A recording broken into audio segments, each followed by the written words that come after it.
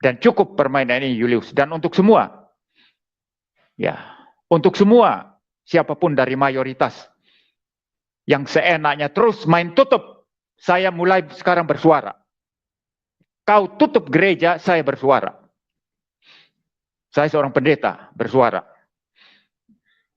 Kau merampas hak-hak minoritas, saya bersuara sampai saya mati. Silakan kalau kau mau tusuk saya di luar sana. Silakan, tidak apa-apa.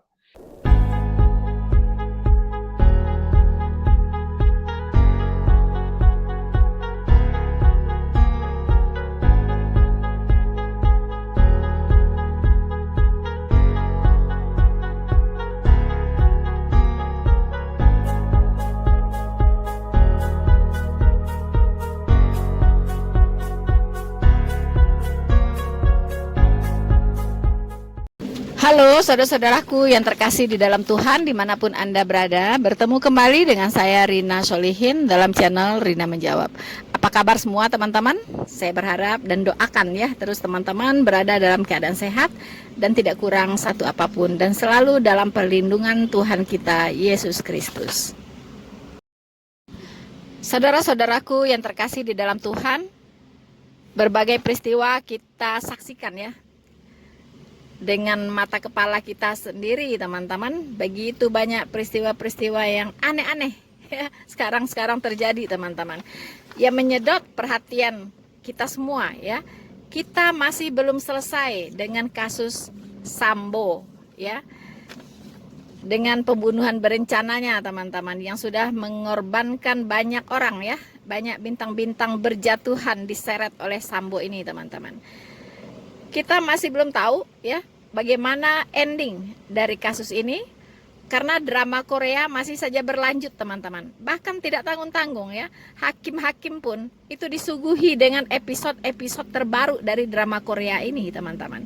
Kita tidak tahu apa ujungnya, apa ending dari kasusnya ini teman-teman. Kita tidak tahu, kita belum bisa memprediksi ya, karena kita melihat ada kekuatan yang luar biasa ya di belakang kasus Sambo ini teman-teman.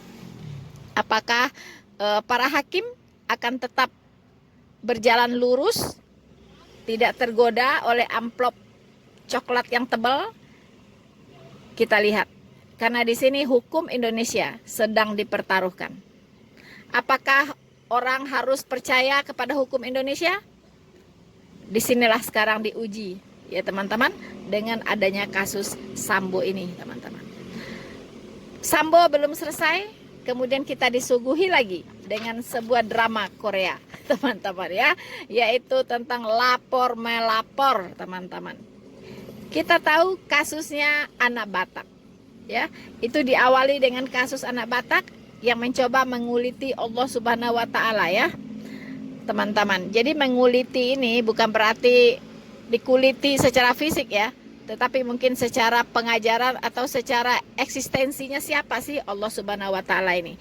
Ini yang dilakukan oleh si anak Batak ini teman-teman. Kita melihat, kita tahu dia sudah dipolisikan, sudah dilaporkan ya ke pihak yang berwajib, dan yang melaporkannya itu adalah Julius ya, tetapi tidak pakai tangan Julius langsung ya, dia pakai tangan polisi teman-teman ya, dia pakai tangan polisi. Bahkan ada satu polemikus muslim ya, namanya kalau tidak salah itu Unirifa ya, apakah dari Padang juga Unirifa, saya nggak tahu ya. Nah, jadi Unirifa ini mengatakan bahwa yang melaporkan itu bukan Julius, tapi saya, katanya begitu. Saya melihat sih videonya teman-teman ya. Jadi Julius ini dibentengi oleh Unirifa. Memang polemikus muslim berusaha untuk membentengi Julius ini begitu ya. Jadi ada yang membentengi dengan mengaku sebagai pelapor ya. Jadi Unirifa ini mengatakan saya yang melaporkan anak Batak, bukan Julius begitu teman-teman. Tapi awas, jangan lupa ya, jika ada seseorang yang memberikan kesaksian palsu itu ada hukumnya ya, ada pasalnya. Jadi bisa kena pasal juga kalau misalnya tidak terbukti bahwa Unirifa lah yang melaporkan si anak Batak. So, jadi awalnya anak Batak Rudi Simamora dilaporkan oleh Julius, ya kan? Tapi pakai tangan polisi, teman-teman. Oke. Kemudian Julius dilaporkan lagi, ya, dilaporkan oleh pendeta MYM. Mengapa? Karena dia notabene juga seorang penghujat agama, ya. Dia adalah seorang penista agama Kristen, si Julius ini. Jadi penista agama Kristen, penghujat agama melaporkan penghujat agama. Jadi sama-sama penghujat begitu. Ya, jadi makanya harus sama-sama dilaporkan begitu kan. Nah, Julius dilaporkan oleh MYM. Pertama dengan konten-konten pornonya, ya. Yang memberi judul TIT Yesus begitu kan. Saya menyebut aja sudah nggak mau, teman-teman, ya. Menyebut pun sudah nggak mau, teman-teman. Najis, ya. Nah, kemudian si Julius ini juga bisa tersangkut pasal penyebaran berita yang tidak menyenangkan, ya. Jadi dia yang menyebarkan kontennya anak Batak. Dia yang menyebarkan videonya anak Batak, dan bahkan menghimbau orang-orang, ya, menghimbau warganya gitu, ya, supaya menyebarluaskan konten si anak Batak ini. Nah, begitu. Jadi jelas sekali, ya, menyebarluaskan konten itu, ya. Jadi ini sudah tidak bisa dibantah karena data-datanya cukup, ya, dan video-videonya juga ada bagaimana Julius ini menghimbau semua orang untuk memviralkan, menyebarluaskan konten si anak Batak ini. Jadi kita bantu viralkan saja, karena si anak Batak ini kan keinginannya bisa terkenal, bisa sukses, bisa kaya raya seperti Saifuddin Ibrahim, dan juga gurunya Rudi Waklabu. Untuk itu kita bantulah, supaya dia bisa terkenal, kita bantu viralkan, dan sekali lagi, ya, saya ucapkan permohonan kepada teman-teman semua di luar sana, ya, tolong bantu sebarkan, share sebanyak mungkin video ini ke semua sosial media teman-teman, agar si anak Batak atau Rudi Simamora ini cepat terkenal. Ya, mana tahu dia makin terkenal, makin senanglah dia kan, ya, makin cepatlah dia untuk berjumpa dengan Osman bin Sunet yang sudah duluan ada di dalam penjara, ya. Mana tahu dia juga pengen makan tai seperti yang dialami oleh Kosman atau KC. Jadi kita bantu supaya dia terkenal, ya. Saudara-saudaraku yang terkasih dalam Tuhan, bukan sampai di situ saja, teman-teman, ya. Pendeta MYM melaporkan Julius Setiadi ini, ya, sebagai penghujat kekristenan. Jadi ini memang saya sudah boleh dibilang mempolisikan Julius Hidayah Mu'alaf Channel atas postingan-postingan yang sangat menghina daripada Tuhan Yesus Kristus yang disembah oleh orang Kristen. Dan mengenai detailnya saya tidak bisa menjelaskan, itu urusan polisi, ya. Tentu ada langkah-langkah, ada step-step yang harus yang harus dijalani maksud saya. Dan kita orang Kristen tidak dibenarkan untuk mengadakan pemaksaan. Polisi harus begini, polisi harus begini, polisi harus tangkap sekarang Julius, tangkap. Dalam pengertian menekan polisi, apalagi pakai demo, apalagi dengan kalimat-kalimat ancaman. Kalau tidak ditangkap, halal darahnya, misalnya begitu, ya. Itu tidak boleh dilakukan orang Kristen. Karena tetap di dalam segala sesuatu, termasuk ketika kita meminta keadilan, prinsip kasih itu yang paling penting. Prinsip kasih itu yang paling penting. Dan apalagi kita diajarkan di dalam Roma pasal 13 untuk kita hormat dan taat kepada pemerintah. Jadi saya percaya kepada polisi, mereka profesional dan mereka pasti akan melakukan, ya, apa yang mereka harus lakukan, ya. Melakukan apa yang mereka harus lakukan, ya. Tentu saja melakukan apa yang harus dilakukan, bukan melakukan apa yang harus tidak dilakukan, ya. Kemudian pendeta MYM itu ingin dilaporkan lagi oleh Nandar, ya. Kita tahu, ya, Nandar, teman-teman, ya. Jadi pendeta MYM mau dilaporkan lagi oleh si Nandar ini, teman-teman. Dalam kasus apa? Karena katanya menyembunyikan buron, yaitu Paul Zhang. Kita tahu bahwa Bapak Pendeta MYM waktu itu ke Belanda ya, kalau tidak salah untuk kepentingan studinya atau conference, saya kurang tahu pasti. Dia ke Belanda, kemudian mereka bertemu ya, Bapak Pendeta MYM dikunjungi oleh Paul Zhang. Disitulah mereka bertemu, mereka ngobrol-ngobrol, berfoto, ngopi bareng teman-teman ya. Nah ini bagi Nandar ini sebuah pelanggaran ya, ini pelanggaran katanya ya, jadi harus dilaporkan dengan tuduhan bahwa Pendeta MYM menyembunyikan buron. Wow. Saya sih heran ya, kalau tidak salah Nandar ini katanya sarjana hukum ya, bahkan MH ya, Master Hukum kalau tidak salah begitu, tetapi kok nggak tahu hukum gitu ya, kenapa tidak tahu hukum gitu? Bukankah Paul Zhang ini sudah menjadi warga negara Belanda ya, Paul Zhang ini sudah punya KTP Belanda, punya paspor Belanda loh Nandar ya. Jadi kalau dia bukan lagi warga negara jika Paul Zhang sudah lepas kewarganegaraan Indonesia dan sudah menjadi warga negara asing yaitu Belanda, dia sudah tidak berada lagi di bawah hukum Indonesia. Anda harus tahu itu ya. Dan di Belanda itu tidak ada hukum penistaan agama. Ya, jangan salah ya. Di situ sangat menghargai kebebasan berbicara, kebebasan berpendapat ya. Jadi tidak ada di situ hukum penistaan agama. Jadi Anda mau kenalkan pasal apa kepada Bapak MYM Nandar ya? Nggak ada itu ya. Paul Zhang bukan buron, tidak lagi ya, tidak lagi. Polisi Indonesia tidak bisa lagi berbuat apa-apa kepada Paul Zhang karena dia tidak terikat lagi dengan hukum Indonesia karena dia sudah menjadi warga negara Belanda, kecuali dia masih warga negara Indonesia itu masih bisa ya. Tetapi kalau dia sudah menjadi warga negara Belanda, itu dia tunduk kepada hukum Belanda bukan kepada hukum Indonesia Nandar ya. Dan hal yang lain menurut saya, Pendeta MYM bertemu dengan Paul Zhang itu tidak ada pelanggaran, tidak ada pelanggaran apapun di situ, ya kan? Karena Pendeta MYM dengan Paul Zhang itu tidak ada tersangkut, ada kaitan hukum, tidak ada, ya, tidak ada. Ya namanya pendeta itu boleh bertemu siapa saja.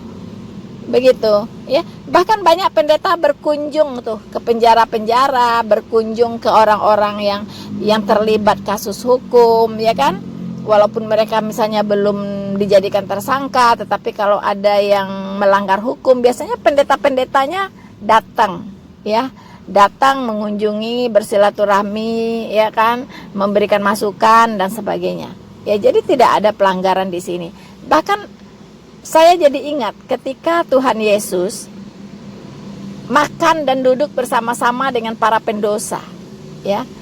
Nah di situ ada yang protes, yaitu orang-orang Farisi.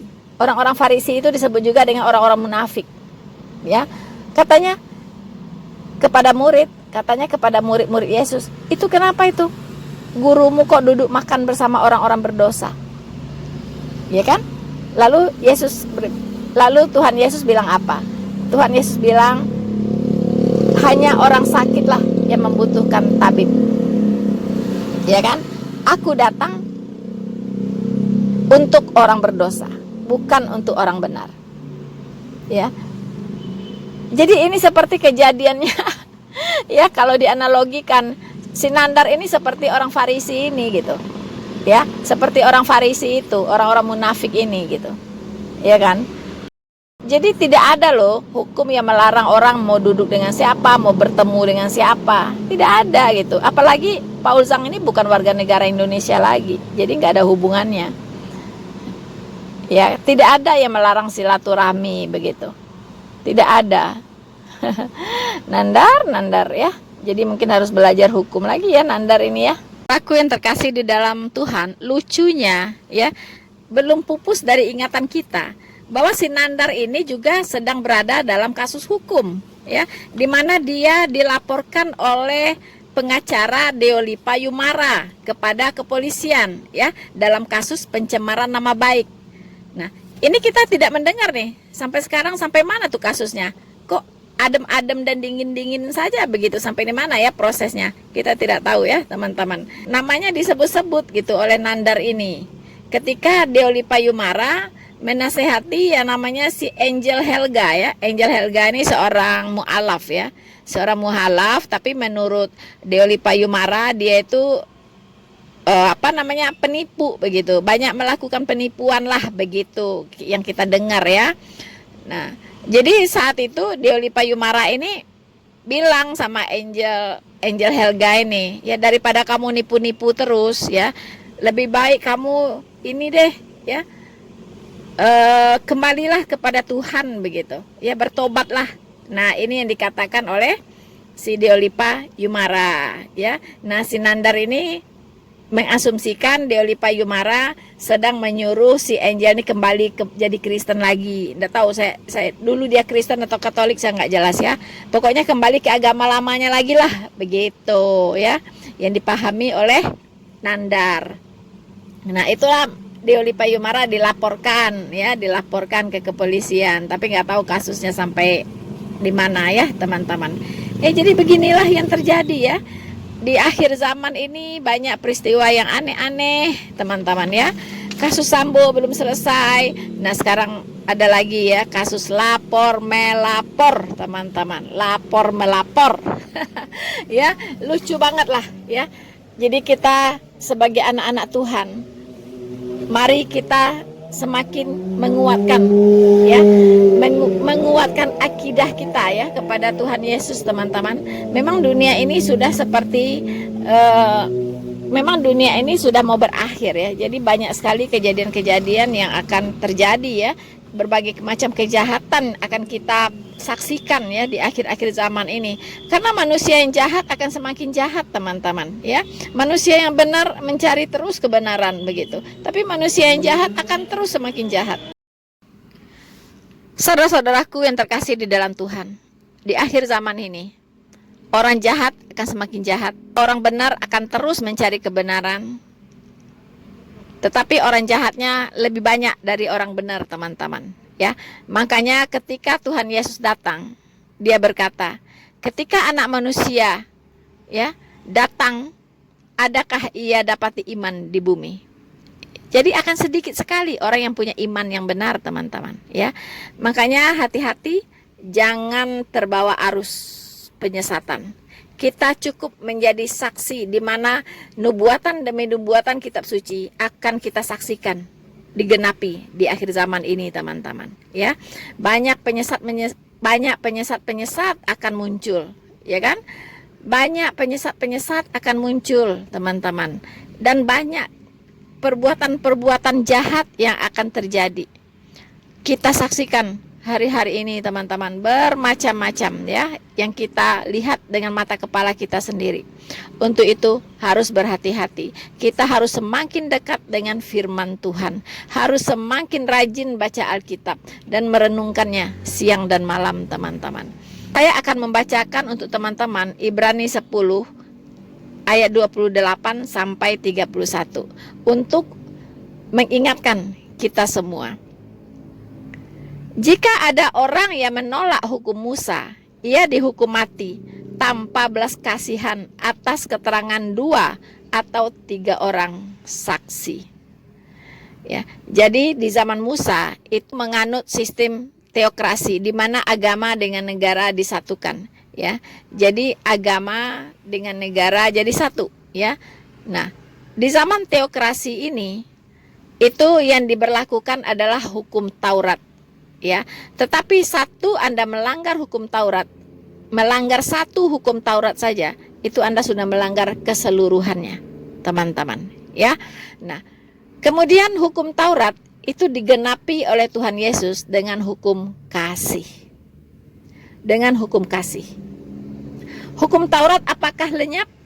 Dia tidak lenyap, tetapi dia berlaku di zamannya dan itu sudah digenapi, teman-teman. Ya, makanya Tuhan Yesus bilang, aku datang bukan untuk meniadakan hukum Taurat, tetapi untuk menggenapinya. Nah, sekarang kita hidup di zaman kasih anugerah. Tidak lagi hidup di zaman hukum Taurat, teman-teman. Ya, jadi kita tidak terikat lagi oleh hukum Taurat, tapi kita terikat dengan hukum kasih. Tuhan Yesus berkata, kasihilah Tuhan Allahmu dengan segenap hatimu dan dengan segenap jiwamu dan segenap akal budimu. Itulah hukum yang terutama dan yang pertama. Dan hukum yang kedua yang sama dengan itu ialah kasihilah sesamamu manusia seperti dirimu sendiri. Pada kedua hukum inilah tergantung seluruh hukum Taurat dan kitab para nabi. Jadi teman-teman ya, hukum Taurat dan kitab para nabi itu sudah digenapi oleh hukum kasih, yaitu mengasihi Allah dan mengasihi manusia. Saudara-saudaraku yang terkasih di dalam Tuhan, untuk mengingatkan kita semua ya, supaya kita tidak ikut-ikutan menjadi penghujat ya, seperti para hujater yang kita tahu ya, terutama para polemikus muslim. Ketika mereka berbicara tentang kekristenan, ujung-ujungnya pasti hujat. Itu syarat dengan hujatan ya. Teman-teman, kita tidak perlu mengikuti mereka ya. Biarlah mereka terus menghujat, biarkan mereka terus menghujat. Dan ingat, upah bagi mereka itu sudah disediakan oleh Tuhan Yesus. Hujatlah terus, hujat. Dan memang begitulah yang akan terjadi teman-teman di akhir zaman ini. Dan biarkan saja begitu ya. Kita berkati saja mereka, kita berkati ya, tidak usah kita kutuk ya. Karena kadang di komentar-komentar di video saya ada juga yang mengutuk-ngutuk. Saya bilang jangan mengutuk ya, tetapi berkati mereka. Berkati. Itu yang diperintahkan oleh Tuhan kita ya, karena Tuhan sendiri yang akan menghakimi mereka, teman-teman. Tuhan sendiri yang akan menghakimi mereka ya, karena penghakiman itu dan penghukuman itu adalah haknya Tuhan ya. Kita tidak perlu ya berkumpul berorasi ya, menghalalkan darah mereka ya kan, menghalalkan daging mereka, tidak perlu. Kita tidak ikut-ikut cara mereka ya, karena itu bukan cara-cara yang diajarkan oleh Tuhan. Ini namanya Ruti Simamora. Siapa kalian berjuang melawannya? Siap kalian tetap menjaga keselamatan? Siap kalian untuk jihad dan sahih? Takbir! Ya, itu bukan cara-cara Tuhan, teman-teman. Kita tahu ketika Tuhan Yesus dibawa ke tiang salib, kemudian Simon Petrus dia menatak telinga seorang imam, kalau tidak salah, anak buah dari imam ya. Nah, sampai telinganya putus. Begitu. Apa yang terjadi, teman-teman? Tuhan Yesus malah memarahi Simon Petrus ya, dan mengambil telinga itu dan menempelkannya kembali seperti semula. Ya, jadi Tuhan tidak mau kita main kekerasan. Tuhan tidak mau kita main senjata tajam. Tidak. Ya, Tuhan sendiri kok yang akan memberikan ganjaran terhadap orang-orang yang menista Dia. Yang menista Dia, teman-teman. Ya, kita tidak perlu. Tuhan tidak butuh pertolongan dari kita ya untuk membela diri. Tidak perlu. Tuhan Yesus berkata, "Aku tidak butuh kesaksian manusia." Tidak butuh. Ya. Tuhan Yesus itu tetap Tuhan, walaupun seluruh manusia ini tidak ada yang mengakui Dia sebagai Tuhan. Dia tetap Tuhan, teman-teman. Ya kan? Apalagi memang mayoritas penduduk bumi ini adalah orang Kristen, ya. Yang mengakui bahwa Yesus adalah Tuhan. Tapi sekiranya tidak ada pun yang mengakui Dia Tuhan, Dia tetap Tuhan. Dia adalah yang kekal. Dia adalah yang awal dan yang akhir, yang terdahulu dan yang terkemudian, yang maha kuasa.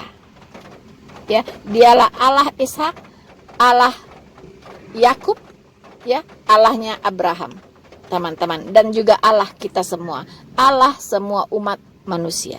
Saudara-saudaraku yang terkasih di dalam Tuhan. Jadi kita tidak perlu ikut-ikut berorasi, ya kan? Petantang petenteng ya, menghalalkan darahnya orang lain, si Julius misalnya, tidak perlu, ya. Tidak perlu, karena kita tidak diajarkan seperti itu, ya. Tuhan Yesus sudah membuktikan itu, ya, ketika Simon Petrus menebas telinga seorang anak buah imam, ya kan? Dan Tuhan Yesus marah, dan Tuhan Yesus mengambil telinga itu dan mengembalikan ke tempatnya. Teman-teman, artinya Tuhan memberikan pesan. Dia tidak menginginkan, ya, kekerasan. Dia tidak menginginkan kita melakukan kekerasan seperti di seberang sana, teman-teman. Tidak perlu. Ia menghalal-halalkan darah orang. Ia mau minum darah orang, malah seperti kanibal, seperti apa? Seperti Dracula, ya, teman-teman, ya. Agama membuat Anda jadi Dracula, tinggalkanlah agama itu. Ya, berarti nggak benar kalau memang pengajarannya seperti itu, ya. Agama membuat Anda semakin jahat, tinggalkan agama itu, berarti agama itu tidak benar. Karena Anda melakukan itu karena ketaatan Anda kepada agama Anda, ya. Ya. Beda dengan anak Batak, beda dengan yang orang si Sambo, ya. Si Sambo mengaku-ngaku Kristen, dia melakukan pembunuhan. Itu bukan karena dia taat kepada agama Kristen, bukan, tapi dia tidak taat kepada agama Kristen. Tidak taat kepada Tuhan Yesus, ya. Dia melanggar pengajaran Tuhan Yesus yang penuh kasih. Tapi kalau kalian, ya, ingin meminum darah orang Kristen, menghalalkan daging orang Kristen, itu karena kalian patuh kepada ajaran agama kalian. Beda dengan Sambo. Sambo membunuh Brigadir Joshua karena dia tidak taat kepada ajaran agamanya, teman-teman. Dia tidak taat kepada pengajaran Tuhan Yesus. Beda, ya. Jadi mana ketaatan, mana pelanggaran. Kalian melakukan kejahatan karena taat. Si Sambo melakukan kejahatan karena tidak taat. Itu perbedaan yang sangat jauh, ya. So, teman-teman, saya akan membacakan satu ayat, ya. Beberapa ayat dari Ibrani 10 dari ayat 28 sampai 31. Jika ada orang menolak hukum Musa, ia dihukum mati tanpa belas kasihan atas keterangan 2 atau 3 orang saksi. Itu dulu, ya. Sekarang tidak ada lagi hukum ini, ya. Udah digenapi dengan hukum kasih. Betapa lebih beratnya hukuman yang harus dijatuhkan atas dia yang menginjak-injak anak Allah, yang menganggap najis darah perjanjian, yang menguduskannya, dan yang menghina roh kasih karunia. Sebab kita mengenal dia yang berkata, pembalasan adalah hakku, akulah yang akan menuntut pembalasan. Dan lagi, Tuhan akan menghakimi umatnya. Ngeri benar kalau jatuh ke dalam tangan Allah yang hidup. So, teman-teman, ya. Jadi, orang yang menghujat dan menginjak-injak anak Allah, siapa itu? Yaitu Tuhan Yesus. Dan orang yang menganggap najis darah perjanjian, ia menguduskannya, apa itu? Yaitu penyaliban, ya. Penyaliban, disitulah tertumpah darah yang kudus, yaitu darah perjanjian, ya. Ia menguduskan semua orang yang percaya kepada pengorbanan Tuhan Yesus di kayu salib. Dan yang menghina roh kasih karunia. Apa itu roh kasih karunia? Roh kasih karunia itu adalah Roh Kudus, ya. Jadi jelas betapa lebih beratnya hukuman yang harus dijatuhkan atas dia yang menginjak-injak anak Allah atau Yesus, menganggap najis darah perjanjian yang menguduskannya yaitu penyaliban, dan yang menghina roh kasih karunia yaitu Roh Kudus. Teman-teman, kalau hukum Indonesia tidak berpihak kepada kita dan tidak bisa adil, jangan khawatir. Hukuman terberat sudah tersedia bagi mereka yang menghujat Tuhan Yesus, yang menghujat penyaliban Kristus, yang menghujat Roh Kudus. So, saudara-saudaraku yang terkasih di dalam Tuhan, semoga apa yang saya bagikan bisa menguatkan kita semua semakin kuat di dalam iman yang benar kepada Kristus. Marilah kita berbeda dengan dunia ini. Jangan serupa dengan dunia ini, teman-teman, ya. Dan saya ucapkan terima kasih untuk perhatian Anda. Sampai bertemu kembali di next video. Tuhan Yesus memberkati kita semua. Maranatha.